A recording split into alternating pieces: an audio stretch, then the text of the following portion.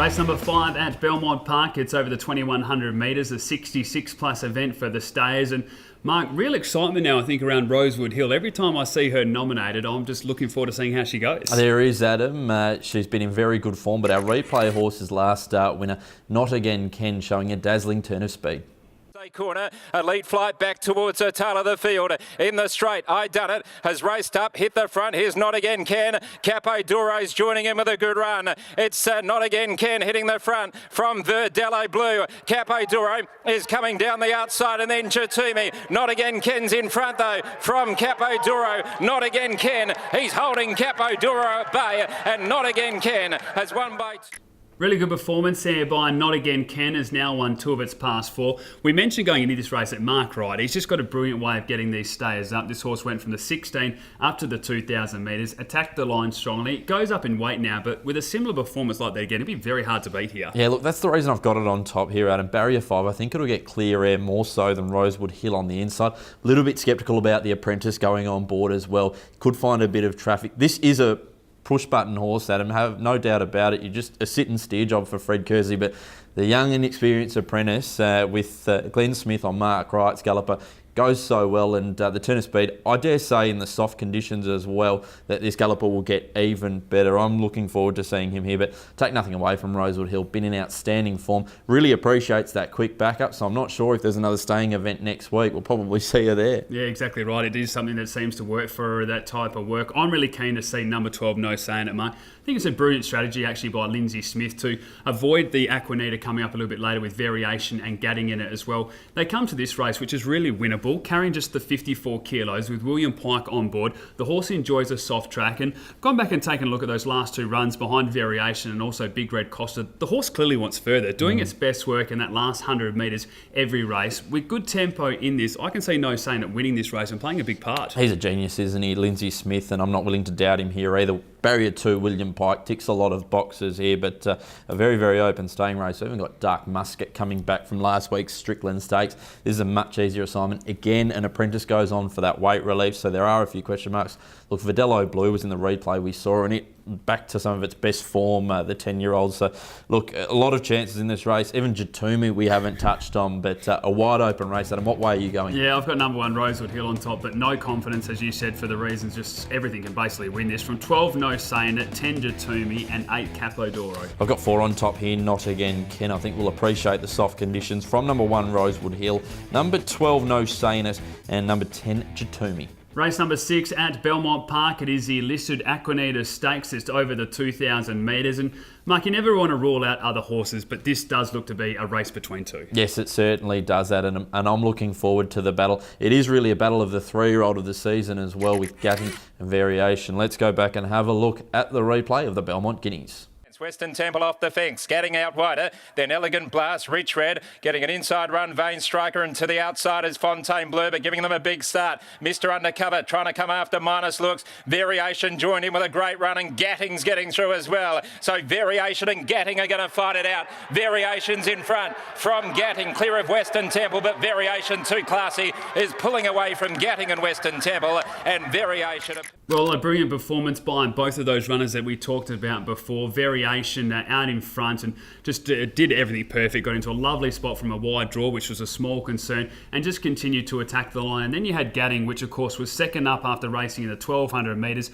Matthew Autier back on board, and the horse just get coming as well. But there's a big difference now. They go up the 400 metres. Variation hasn't been there. We know Gatting's a great star. We know Gatting appreciates a soft track as well. And Stephen Miller has said that that's a small concern for his. For mine, the tables will turn here. I think Gatting will be able to be the better horse here, and probably quite easily too. I see it as one of the better bets of the day. Simply what we saw there on the replay was a gun ride from Brad Parnham, a gun jockey. Mathieu Autier followed him for the majority of the way on Gatting, but what I really liked about that replay, especially in the concluding stages, Adam, Autier tried to come to the outside, but he just let the horse take him wherever he wanted to go. So he went back to the inside and challenged very, very strongly. Variation packed too many punches.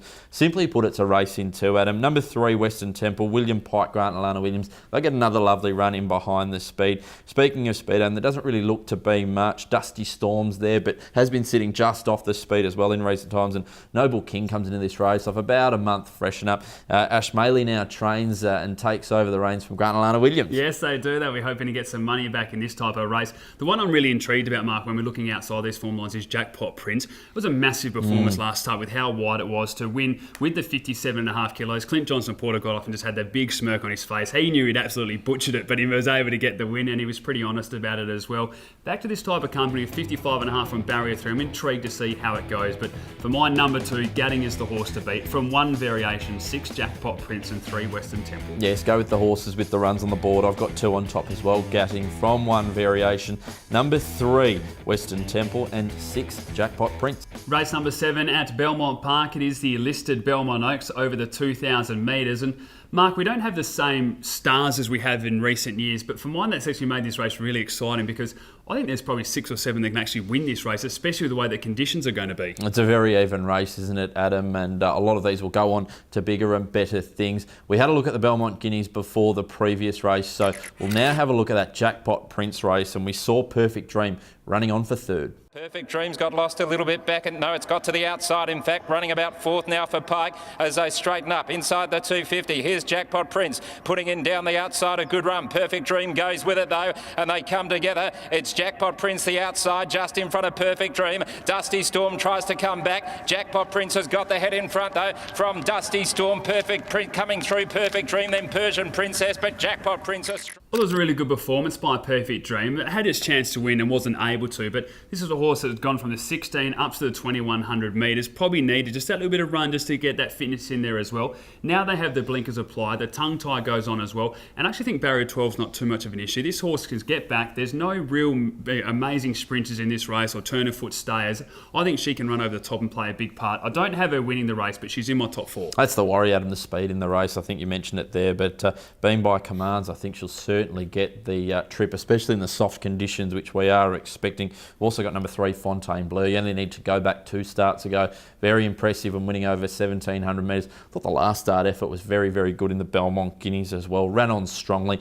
Also in that race, and we saw Elegant Blast. Now, Elegant Blast was the run for me because it was 3 wide for the entire trip and just kept finding the line. Also, Lucy Warwick elects to go with this one over Vain Striker. Yeah, that's certainly a big move there, taking a look at the jockey choice, and Elegant Blast run was really good. Fontainebleau is the one for me. You mentioned about the run 2 starts ago. It was simply brilliant by Glenn Smith. He knew what he had underneath him, and he just made sure of the victory. Last start, I'm not saying they went out there not to win, but I think it was a real mature ride from Glenn Smith. I think they've had the Oaks in the picture. They knew they weren't going to beat variation over 1,600 metres. She attacked the line strongly, but this is a race they're targeting. They've got the soft form. They'll like the 2,000 metres. There's not a great amount of speed in it. I think she's just going to be too good for them late, but Elegant Blast is certainly one, and even Vain Striker. We know what Justin Warwick is capable of. He can certainly improve. Yeah, there are plenty of chances in this race. Adam, who are you going with? I'm going to go number 3, Fontainebleau, from 8 Perfect Dream, 12 Joyous Affair, and 4 Persian Princess. I've got number 8 on top here, Perfect Dream, from number 6, Imaginary, 3 Fontainebleau, and 1 Elegant Blast. Final race of the day, it's a 72 plus over the 1,600 metres, and Mark, some really good form lines to take a look at here. Luke's Gold's been flying, Stock's an improver, and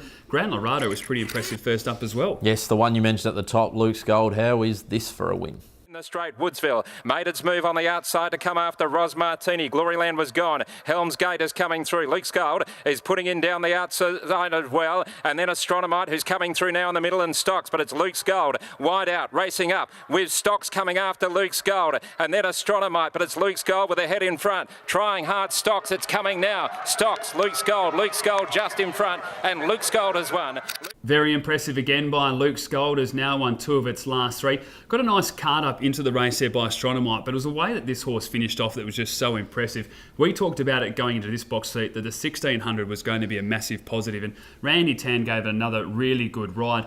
My question mark here is, though, they go the senior jockey, which means now they carry the full 56, and a horse like Stocks, which you saw in the replay finishing second there, does get a 3.5 kilo swing, and if the rain comes that we're expecting, I actually think Stocks is going to prefer that over Luke's Gold. So not willing to put a line through Luke's Gold, still has to be in your numbers, but I do think it can favour other runners. Yeah, definitely, and that's why I've got the Quinella horses Stocks, Adam. As you mentioned, from barrier 11, I think they can push forward, especially with the claimer on, and try to lead all of the way, and also I like Luke's Gold. I think the inside part of the track might just be a bit chopped up at the end of the day, so keep an eye out for that as the day progresses. But that looks to be the Quinella for me. Look, Abasso, I thought at every possible, was a little bit wide, but on a day where it was wet, wasn't really too much of a concern.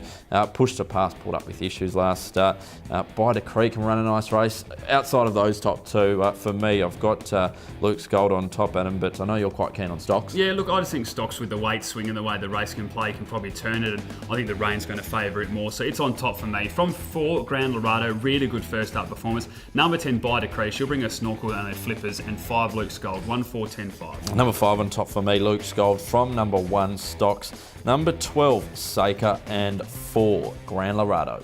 Time now to take a look at our best bets of the card, and Mark, I'm going to go with race 2, number 6, Frieresque, and race 6, number 2, Gatting. Race 3, number 10, I'm Incredible, and race 4, number 6, Mad Brad for me. As we always do say, you can follow us on social media. You can see that on the screen at the moment. perthracing.com.au for all of your event information in our YouTube channel. On behalf of both of us, hopefully found you plenty of wins.